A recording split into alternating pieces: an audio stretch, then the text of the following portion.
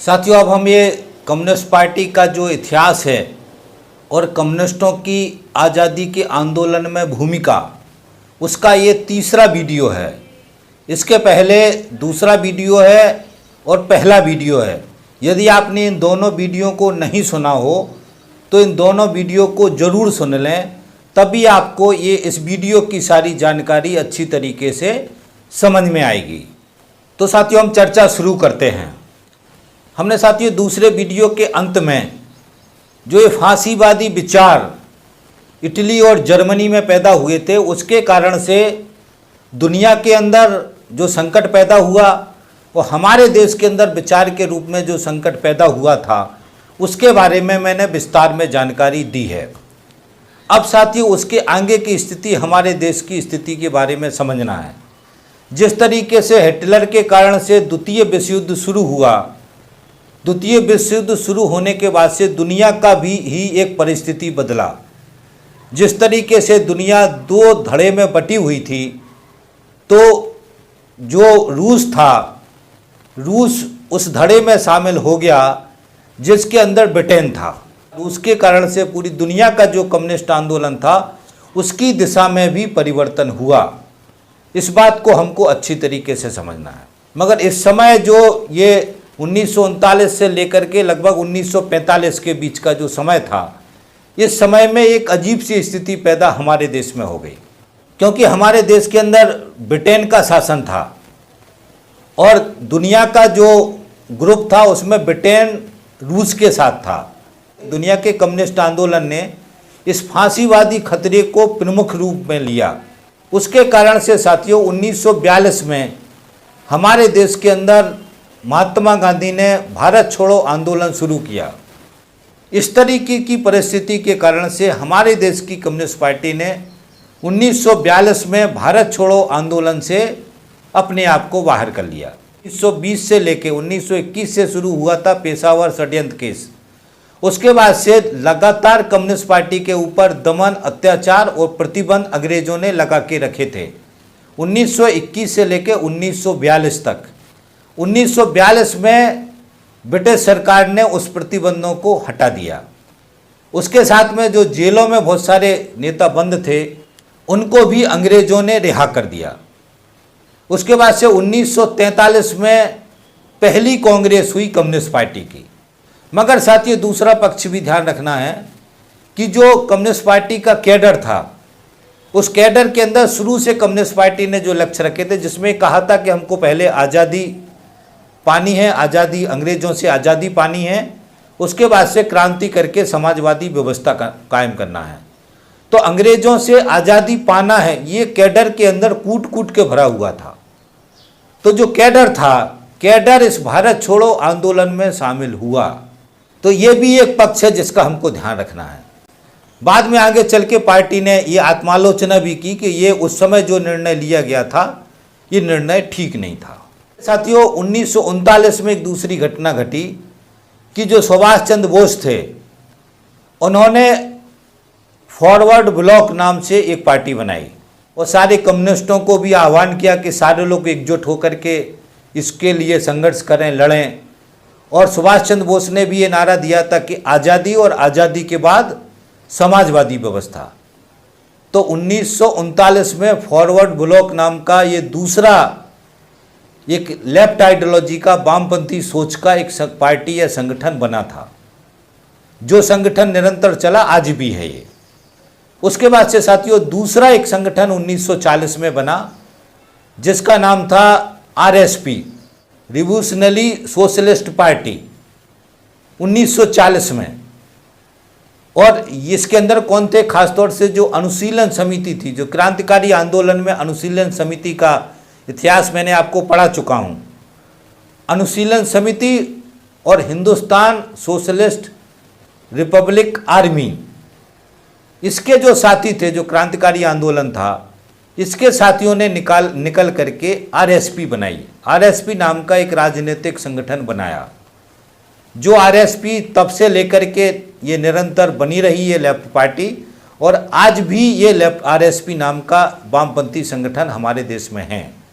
और इनका भी लक्ष्य ही था, जितने क्रांतिकारी थे, पहले अंग्रेजों से आज़ाद करना है देश को और क्रांति करके समाजवादी व्यवस्था को कायम करना है। और इसके संस्थापक थे त्रिदीप चौधरी। इन्होंने इस आरएसपी का गठन किया था।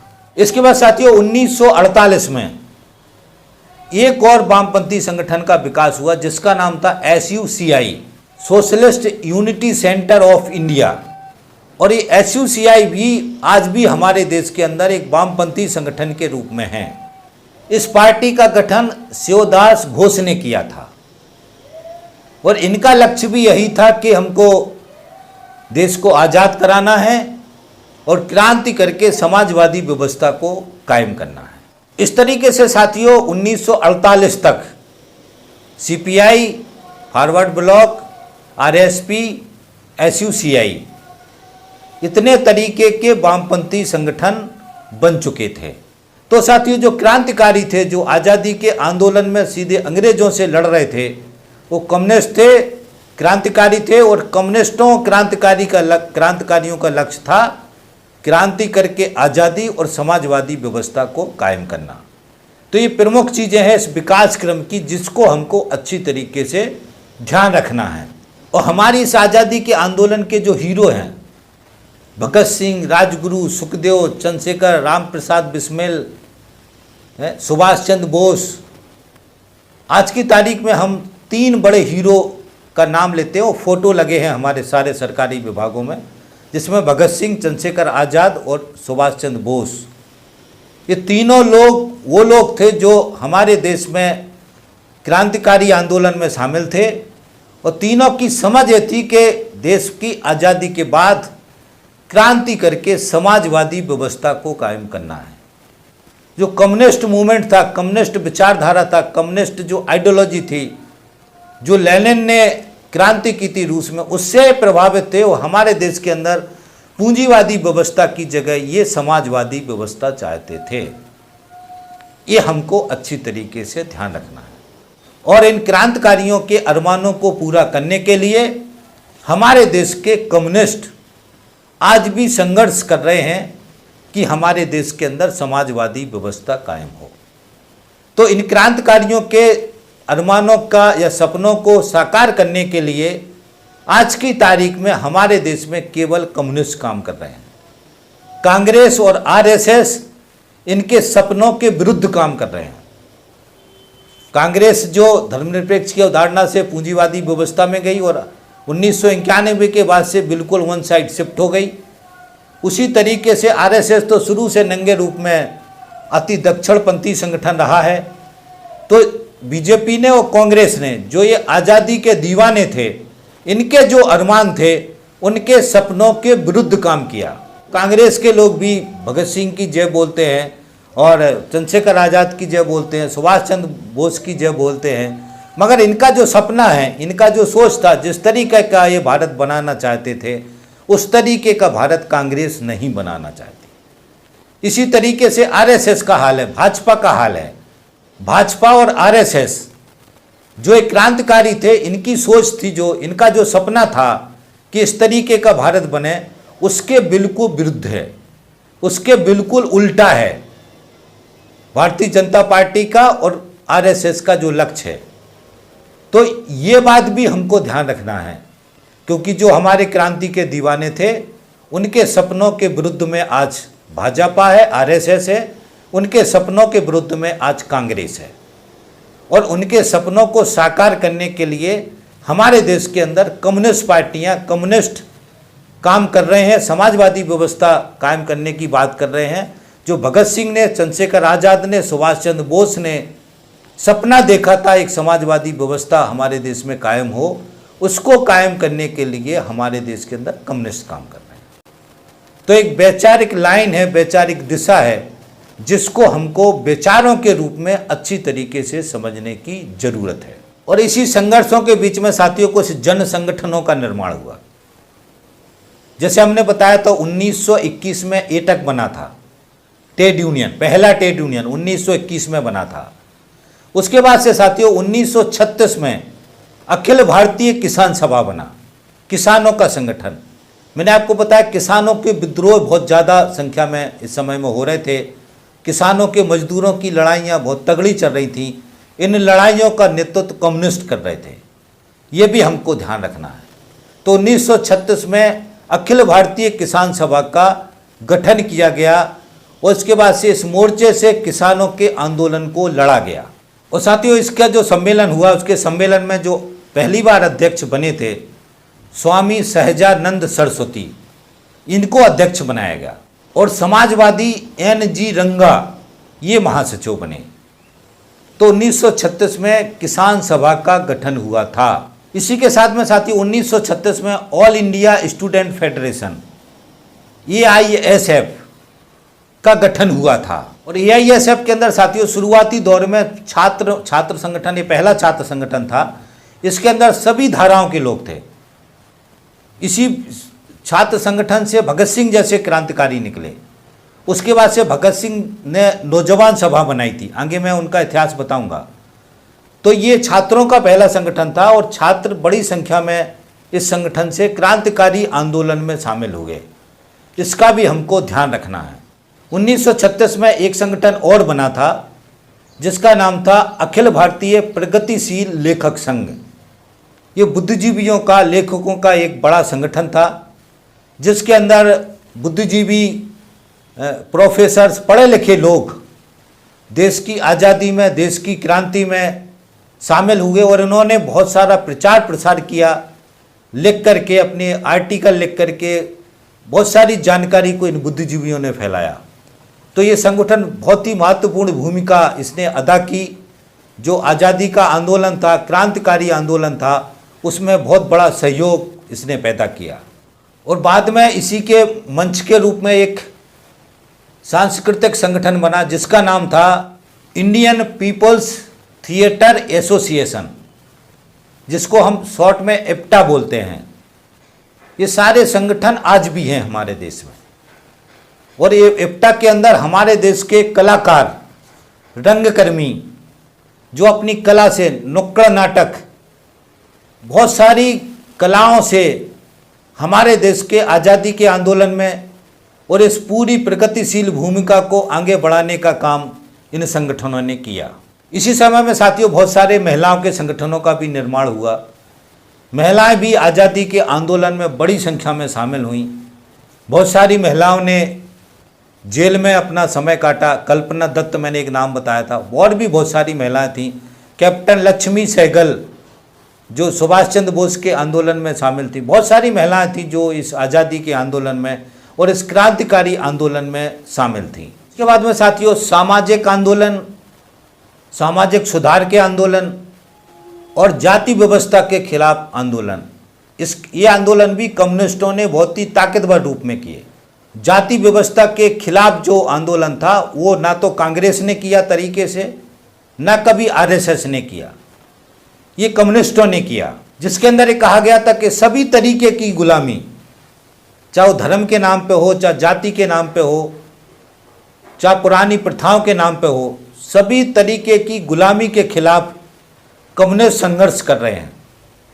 और कम्युनिस्ट इस असमानता को खत्म करके समानता की तरफ जाना चाहते हैं। इसी के साथ में साथियों मंदिरों के प्रवेश को लेकर के, जो धर्म के नाम पे, मनुस्मृति के नाम पे जो दलितों के साथ अछूत थे, जिस तरीके की अस्पष्टता आंदोलन चला, इसमें जो है कांग्रेस के साथ में कम्युनिस्टों ने बड़ी ताकतवर रूप में इन आंदोलनों में अपनी भूमिका अदा की। हमारे देश में मेहनतकश वर्ग की, शोषित पीड़ित जो जनता है उसकी एकता कायम करने में सबसे बड़ी समस्या हमारे देश के अंदर जाति व्यवस्था थी। जाति और धर्म के नाम पे जो वर्गीकरण था, उसके कारण से हमारे देश के अंदर सबकी एकता बनाना, एकजुटता बनाना बहुत ही कठिन था। आज़ादी के आंदोलन में भी ये बहुत सारी परेशानी आई, क्योंकि जिस तरीके से दलित हैं, पिछड़ा वर्ग की जातियां हैं, उनको तो किसी भी तरीके का अधिकार ही नहीं था। तो जाति और धर्म के नाम पे जितनी सारी अव्यवस्थाएं थीं, चाहे अंधविश्वास का हो, सबके खिलाफ कम्युनिस्टों ने संघर्ष किया। ये हमको अच्छी तरीके से ध्यान रखना है। अब साथियों वापस मैं 1942 में पहुंचता हूं। 1942 से शुरू करते हैं और 1943 में पहली पार्टी कांग्रेस हुई थी और पहली पार्टी कांग्रेस के समय में जो फांसीवाद का खतरा था वो सबसे प्रमुख सवाल था, जो 1945 तक चला। 1945 में हिटलर को जब और मुसोलिनी को जब ख़त्म कर दिया गया, उसके बाद से दुनिया में परिस्थिति अलग तरीके की बदली। दुनिया के अंदर ये समाजवादी व्यवस्था का जो एक स्वरूप था, ये पूरी दुनिया में बड़े ताकतवर रूप में उभरा। और दूसरे विश्व युद्ध के बाद रूस दुनिया में एक बड़ी ताकत के रूप में निकला, खास तौर से समाजवादी व्यवस्था की ताकत के रूप में उभरा। और दुनिया के जो गरीब देश थे उनको बचाने के लिए, उनके साथ खड़ा होने के लिए, उनके अंदर समाजवादी व्यवस्था कायम करने के लिए, उनकी मुक्ति के लिए रूस ने सहयोग किया और रूस ने उनके पक्ष में खड़ा हुआ। यहाँ से एक नया शीत युद्ध शुरू हो गया था। एक धड़ा सोवियत और रूस के नेतृत्व में समाजवादी व्यवस्था को कायम करने के लिए काम करना शुरू किया। दूसरा धड़ा अमेरिका के नेतृत्व में जो पूंजीवादी व्यवस्था है, साम्राज्यवादी जो देश थे, वो अमेरिका के नेतृत्व में सब मिल करके और इस समाजवादी व्यवस्था को ख़त्म करने के लिए उन्होंने काम शुरू किया। तो यहाँ से शीत युद्ध शुरू हुआ। द्वितीय विश्व युद्ध खत्म जैसे हुआ तो अगला शीत युद्ध शुरू हुआ। मैं शीत युद्ध के बारे में आगे आपको बताऊंगा। और इस समय में हमारे देश की क्या परिस्थिति थी? हमारे देश के अंदर आरएसएस 1939 में हमारी राष्ट्रीयता की परिभाषा की किताब लिखी थी गोलवलकर ने। 1940 में अलग पाकिस्तान बनने का मांग मुस्लिम लीग ने कर दिया था। तो हमारे देश के अंदर हिंदू मुसलमान के नाम पे जो अराजकता है वो पूरी तेजी से बहुत ही ताकतवर रूप में चल रही थी। इसका भी हमको ध्यान रखना है साथियों। इसी समय में साथियों एक चीज़ और ध्यान रखना, जिसको भारत छोड़ो आंदोलन को भी समर्थन किया उस परिस्थिति ने और अंग्रेजों को भगने को मजबूर किया, वो था कि किसानों के और मजदूरों के बड़े बड़े विद्रोह चल रहे थे। जैसे मैंने बताया बड़ी बड़ी हड़तालें हुई मजदूरों की। उसी क्रम में 1942 के बाद भी मजदूरों की बड़ी बड़ी हड़तालें और किसानों के बड़े बड़े विद्रोह। और इन विद्रोह के पीछे कौन थे? कम्युनिस्ट थे। वो कम्युनिस्ट थे जो आज़ादी के बाद में समाजवादी व्यवस्था कायम करना चाहते थे। इस टकराव निरंतर चला साथियों, इसको अच्छी तरीके से ध्यान रखना है। यहाँ भी कम्युनिस्ट किसानों के विद्रोहों के माध्यम से ये कोशिश कर रहे थे कि अंग्रेजों का शासन व्यवस्था खत्म हो और क्रांति करके समाजवादी व्यवस्था कायम हो।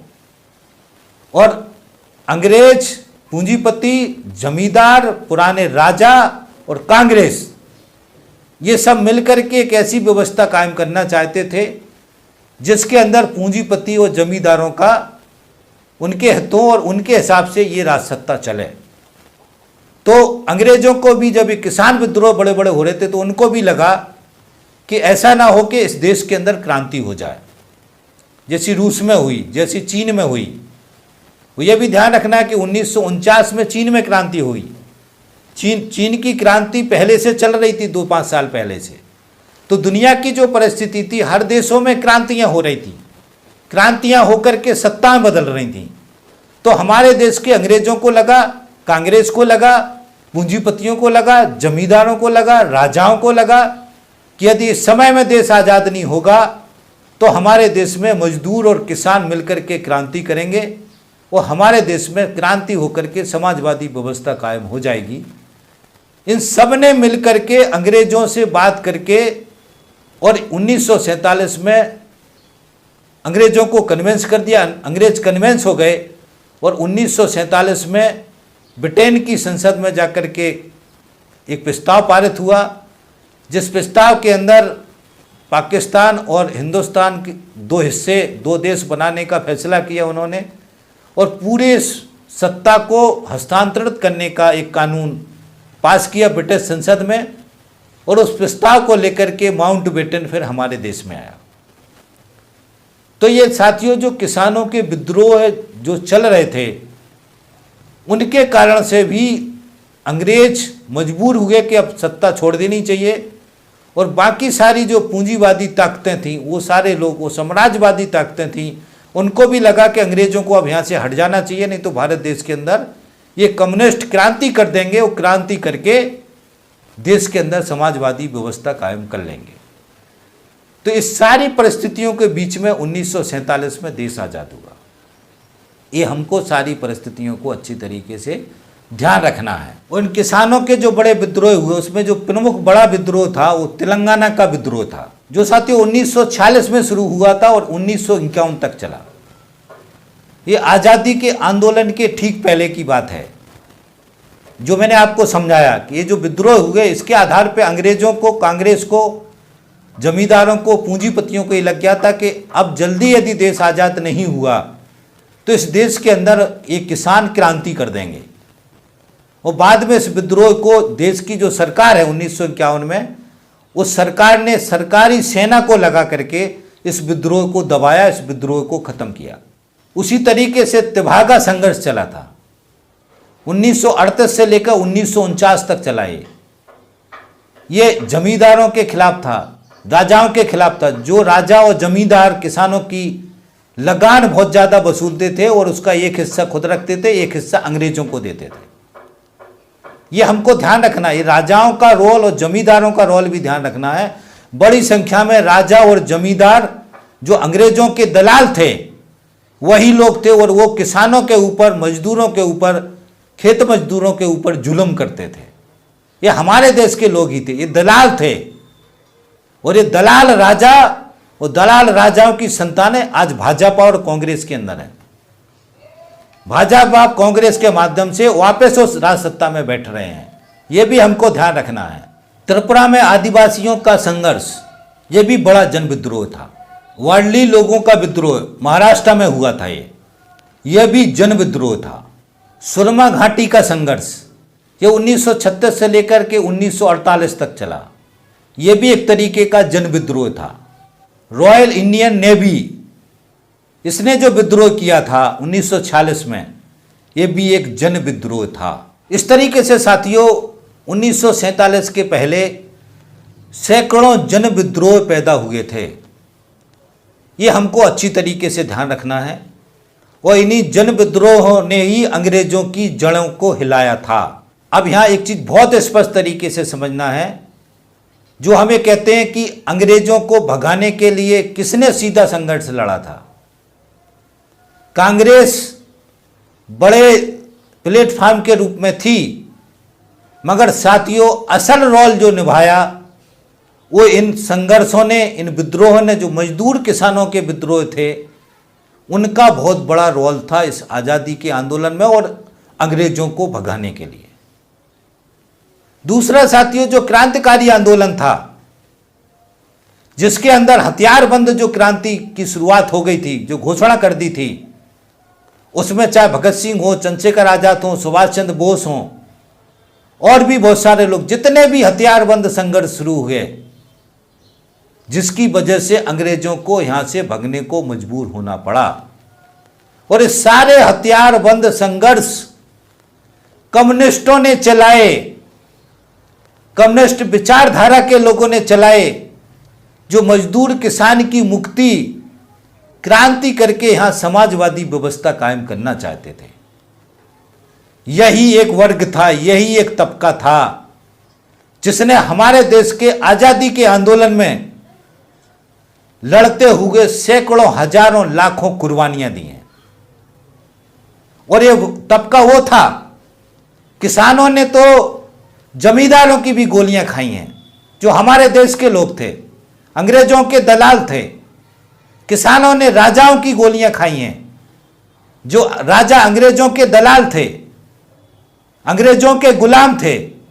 उसके बाद से अंग्रेजों की भी गोलियां खाई हैं।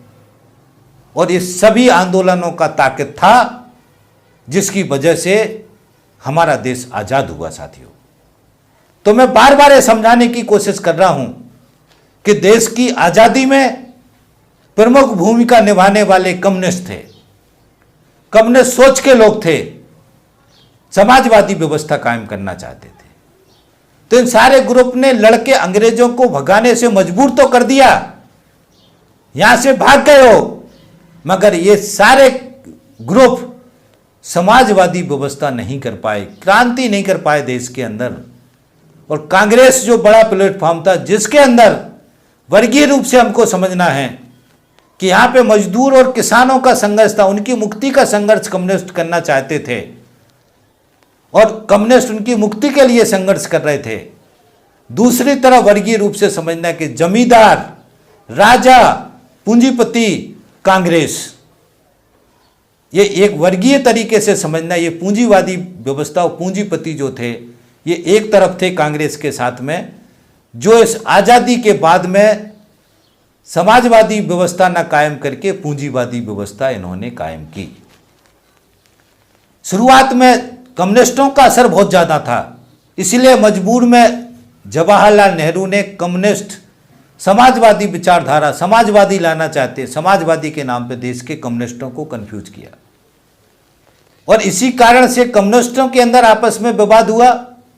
उस समय क्रांति जो करने का जो पहले से लक्ष्य बनाया था वो क्रांति विफल हो गई, क्रांति नहीं हो पाई और इन्होंने एक सरकार कायम कर ली और धीरे धीरे करके उस सरकार को एक तरफा फिर पूंजीवादी व्यवस्था की तरफ लेके चले गए और जितने भी किसानों के आंदोलन थे, मजदूरों के आंदोलन थे, सभी आंदोलनों को इन्होंने कुचल दिया, सभी आंदोलनों को इन्होंने खत्म कर दिया। तो यहां से साथियों ये समझना है कि कम्युनिस्टों का जो लक्ष्य था क्रांति करके समाजवादी व्यवस्था कायम करने का, वो पूरा नहीं हुआ। इस विकास क्रम को हमको अच्छी तरीके से समझना है और यह भी समझना है साथियों कि इसलिए कम्युनिस्टों के अंदर दो धाराएं थीं। एक धारा थी जो ये कह रही थी कि ये आज़ादी एक धोखा है, ये आज़ादी एक असल आज़ादी नहीं है, क्योंकि ये हमको अंग्रेजों से आज़ादी मिली है, अंग्रेजों से देश आज़ाद हुआ है। असली आज़ादी मजदूर किसान की जो मुक्ति है वो क्रांति होकर के जो समाजवादी व्यवस्था कायम होगी तभी मजदूर किसान की मुक्ति होगी। एक तबका कम्युनिस्टों के अंदर, एक ग्रुप इस तरीके की विचार के साथ खड़ा था जो क्रांति के पक्ष के साथ चर्चा कर रहा था। दूसरा जो एक वर्ग पैदा हो गया था जिसको नेहरू और कांग्रेस के अंदर ही एक समाजवाद या समाजवादी व्यवस्था जो कायम हो रही थी उसके अंदर उनको समाजवाद दिख रहा था। उनका समझ था कि ये क्रांति नहीं हो पाई मगर ये कांग्रेस ही कोई रास्ता निकालेगी। कांग्रेस ने अपनी विदेशी नीति बदल दी है, कांग्रेस ने पंचवर्षीय योजना लागू कर दी है, तो ये जो सारा रूस का कॉपी कांग्रेस ने किया उस समय उस कांग्रेस ने कम्युनिस्टों को कंफ्यूज कर दिया। यहीं से साथियों कम्युनिस्ट पार्टी के अंदर बंटवारे का, विचारक रूप से बंटवारे का रास्ता बन गया था और यहाँ से साथियों फिर कम्युनिस्ट पार्टियों के अंदर विवाद हुआ और आपस में बंटवारा हुआ। 1964 में फिर जो सीपीआई थी उसमें दो ग्रुप बने। इस तरीके से साथियों कम्युनिस्ट पार्टियों में विघटन हुआ। उसके बाद से साथियों दूसरी पार्टी कांग्रेस 1948 में कलकत्ता में हुई, तीसरी पार्टी कांग्रेस 1953 में मदुरई में हुई और जो मदुरई में जो कांग्रेस हुई थी 1947 में देश आज़ाद हो गया था, पाकिस्तान हिंदुस्तान के दो टुकड़े हो गए थे। इस सब परिस्थिति के बाद जो कांग्रेस हुई उसमें उस कांग्रेस के अंदर खुले रूप से दो गुट बन गए थे। कम्युनिस्टों के अंदर दो गुट घोषित रूप से बन गए थे और दो तरीके के विचार अपने अपने तरीके से सामने रख रहे थे।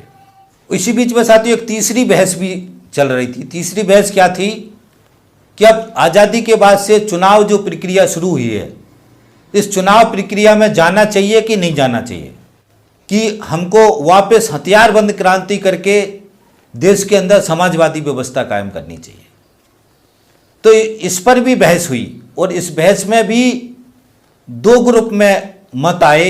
एक ग्रुप था जो सरकार के साथ खड़े होकर के, सरकार में या नेहरू के साथ शामिल होकर के इस व्यवस्था को चलाने की बात कर रहा था और दूसरा जो ग्रुप था वो हथियारबंद जो क्रांति है, क्रांति करके ही समाजवादी व्यवस्था कायम होगी, इस तरीके की व्यवस्था को कायम करने की बात कर रहा था। तो यहाँ पर भी मतभेद हुए कम्युनिस्ट आइडियोलॉजी के हिसाब से। एक साथ ही और ध्यान रखना इस बीच में कि विचारधारा के रूप में इस बात को अच्छी तरीके से समझना। हमारे देश की जो परिस्थिति थी, क्योंकि हमारे देश की परिस्थिति में हमारे देश के अंदर मनुस्मृति, वर्ण व्यवस्था ये पहले से लागू थी।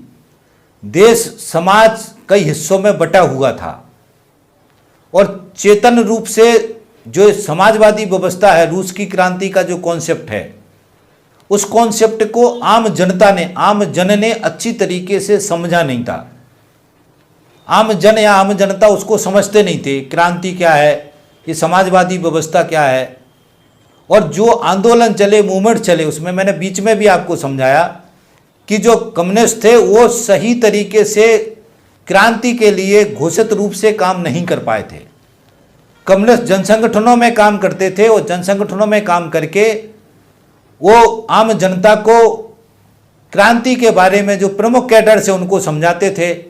और जैसे ही वो क्रांति की बात करते थे, समाजवादी व्यवस्था की बात करते थे, तो कांग्रेस सहित और जितने भी प्लेटफॉर्म थे, चाहे आरएसएस हो, कांग्रेस हो, जो जितने भी कांग्रेस के संगठन थे, वो इस क्रांति के और समाजवादी व्यवस्था का जो कॉन्सेप्ट है, इससे लोगों को दूर करते थे, जिसके कारण से आम जनता के अंदर क्रांति का भाव नहीं पैदा हो पाया था। तो ये जो विकास क्रम है, हमारे देश की परिस्थिति अलग तरीके की थी, जिसके कारण से हमारे देश के अंदर उस समय क्रांति करना संभव नहीं हो पाया। मगर साथियों, बहुत सारे लोग आलोचना करते हैं, लेफ्ट पार्टियां भी एक दूसरे की आलोचना करती हैं विचारों के रूप में।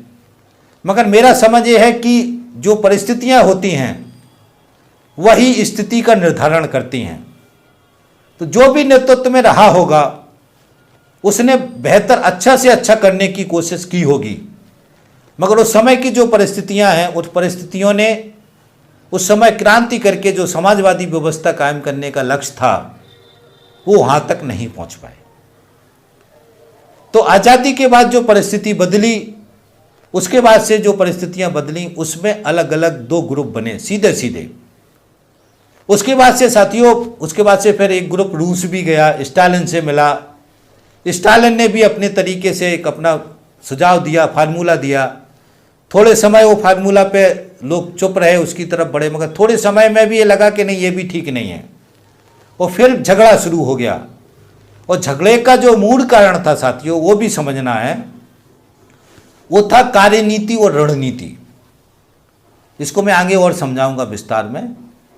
कम्युनिस्ट पार्टियों का जो विवाद है, का जड़ है, वो कार्यनीति और रणनीति है, जिसको मार्क्स ने कहा ठोस परिस्थिति का ठोस अंदाजा और उसके हिसाब से फिर ठोस रणनीति।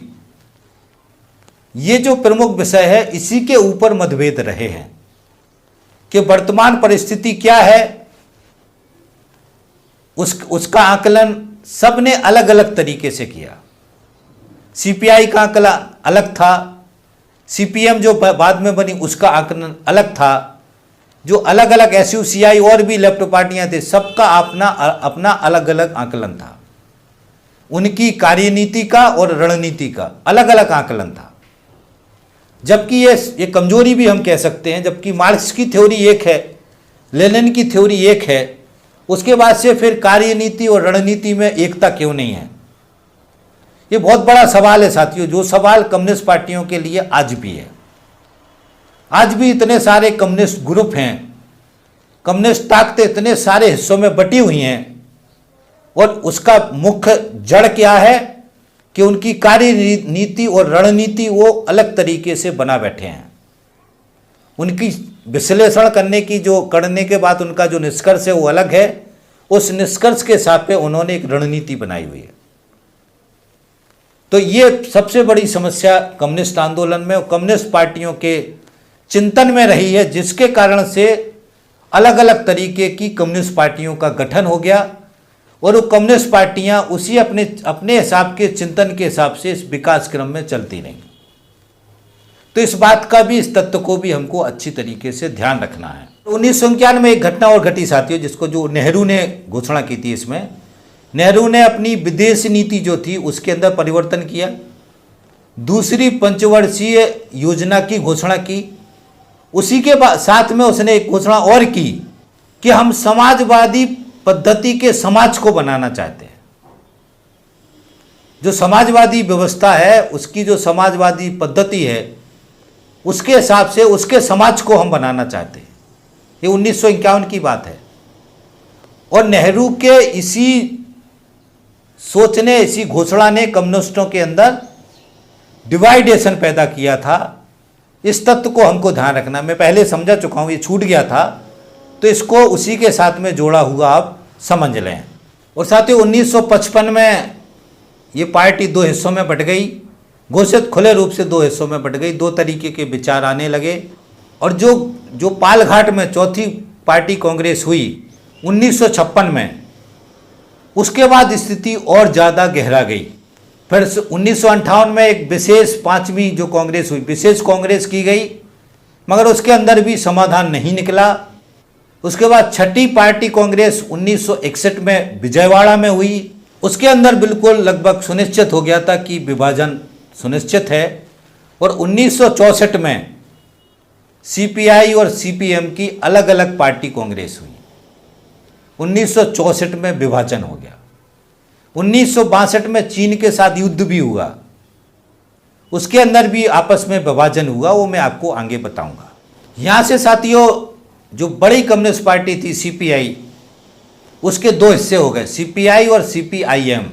उसके बाद से साथियों बंगाल में जो आंदोलन चल रहा था, सीपीएम से ही 1967 में एक हिस्सा जिसमें चारू मजूमदार और कानू सान्याल, ये नक्सलवाड़ी का आंदोलन शुरू हुआ। इसके बाद से साथियों 1966 में सीपीएम से इनको दोनों को निकाल दिया, कानू सान्याल को, चारू मजूमदार को, जो भी इनके साथ में थे, सीपीएम ने बाहर कर दिया। उसके बाद 1967 में ये नक्सलवाड़ी एक जगह है पश्चिम बंगाल में, वहाँ से ये विद्रोह एक शुरू हुआ, जिसका नेतृत्व चारू मजूमदार और कानू सान्याल ने किया। यहाँ से साथियों नक्सलवादी आंदोलन शुरू हुआ, नक्सलवाड़ी आंदोलन शुरू हुआ। तो ये एक और नई धारा पैदा हो गई। 1949 में चीन की क्रांति के बाद ये जो ग्रुप था जिसने नक्सलवाड़ी जगह से क्रांति शुरू कर दी, जिसने हथियारबंद क्रांति शुरू कर दी, ये चीन के जो माओ थे, माओ की क्रांति से प्रेरित थे, ये भी ध्यान रखना है। और इसलिए नक्सलवादी आंदोलन को माओवादी आंदोलन भी कहते थे। माओ के विचार से क्रांति करना चाहते थे देश के अंदर। तो यहाँ से साथियों एक नया ग्रुप शुरू हुआ। इसके बाद इन्हीं लोगों ने, कानू सान्याल और चारू मजूमदार ने 22 अप्रैल 1969 में भारत की कम्युनिस्ट पार्टी मार्क्सवादी और लेनिनवादी, ये नई पार्टी का गठन किया, एक पार्टी और बनाई। और उन्होंने इस पार्टी के माध्यम से हथियारबंद क्रांति शुरू कर दी, जो पश्चिम बंगाल से शुरू हुई, बिहार में फैल गई और भी देश के कई हिस्सों में ये आंदोलन, नक्सलवादी और माओवादी आंदोलन फैल गया। उसके बाद से साथियों ये आंध्र प्रदेश में बड़ी ताकतवर तरीके से ये नक्सलवादी और माओवादी आंदोलन फैला। और फिर आंध्र प्रदेश में एक नई पार्टी का गठन हुआ, सीपीआईएम एमएल, पीपुल्स बार। उसी तरीके से बिहार के अंदर भी एक संगठन का गठन हुआ, सीपीआईएमएल लिबरेशन। ये बिहार में एक संगठन बना। ये सब माओ की विचार से सहमत थे और किसानों की हथियार बंद क्रांति करना चाहते थे। तो इस तरीके से साथियों 2004 में फिर ये लिबरेशन, पीपुल्स वार, ये दोनों संगठन मिल गए 2004 में। ये नक्सलाइट मूवमेंट से उसके अंदर की ये सारी घटनाएं हैं। उसके बाद से सब एक होकर के फिर वापस में यहाँ से 2004 के बाद इन्होंने अपना जो सशक्त क्रांति है उसको शुरू किया।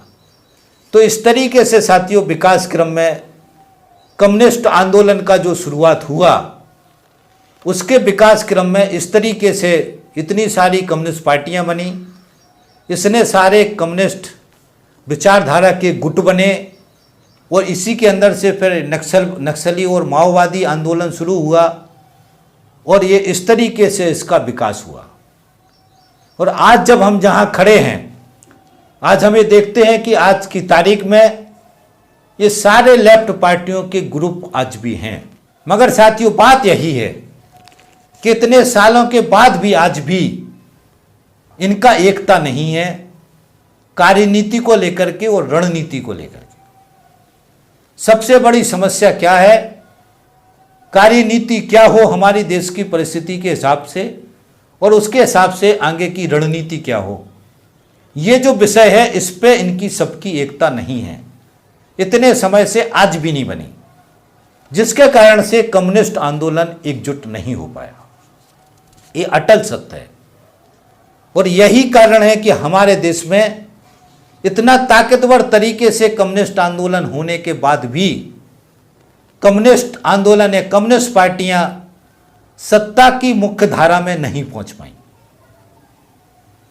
यह आपस में की लड़ाई, विचारों की लड़ाई, जिसके कारण से इस विचारधारा का आम जनता के बीच में गलत प्रभाव गया, गलत मैसेज गया, या आम जनता को सारी कम्युनिस्ट पार्टियां मिलकर के अपने आम जनता को अपने लक्ष्य को नहीं समझा पाए, उन्होंने क्या किया और क्या करना चाहते इसको नहीं समझा पाए। तो साथियों, इस तरीके से ये मोटा मोटा एक विकास क्रम है। कम्युनिस्ट पार्टियों का पैदा होना, कम्युनिस्ट आंदोलन का पैदा होना हमारे देश में और उसका कैसे कैसे विकास होना, किस तरीके से इनका किस किस समय में बंटवारा होना, ये पूरा एक विकास क्रम है कम्युनिस्ट आंदोलन का, जहां आज कम्युनिस्ट आंदोलन खड़ा है।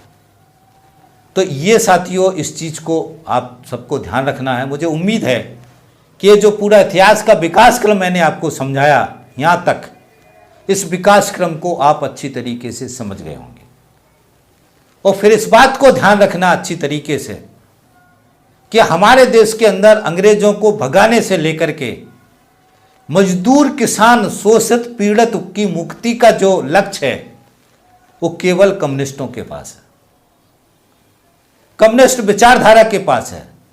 इसलिए आज की तारीख में नक्सली माओवादी भी ये कहते हैं कि नक्सली माओवादियों का जो लक्ष्य है उस देश की सारी समस्याओं को खत्म करना चाहते हैं, यानी देश की जितनी भी समस्याएं हैं उसका समाधान नक्सलवाद और माओवाद है, यानी हथियारबंद क्रांति करके समाजवादी व्यवस्था को कायम करना और समाजवादी व्यवस्था के अंदर इस सारी जो समस्याओं का है ये समाधान हो जाएगा। इस तरीके के समझ के साथ वो आम जनता की, गरीब की मुक्ति के लिए संघर्ष कर रहे हैं।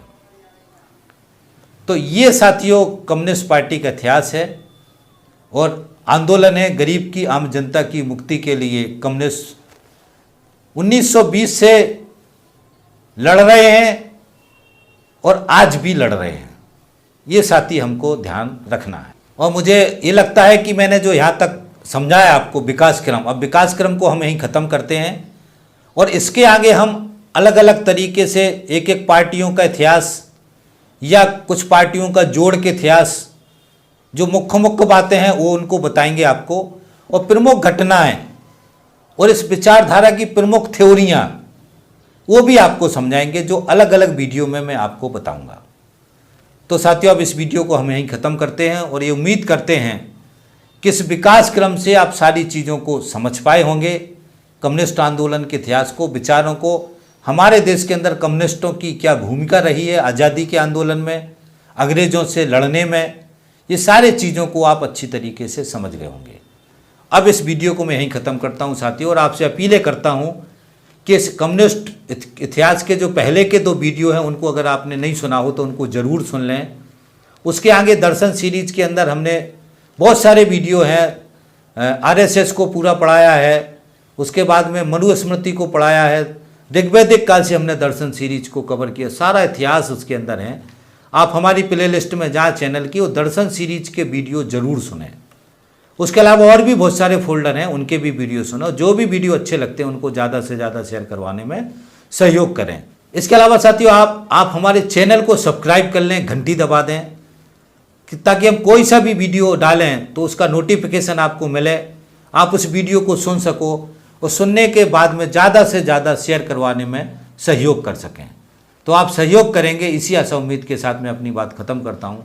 थैंक यू साथी, धन्यवाद, थैंक्स, मिलते हैं अगले वीडियो।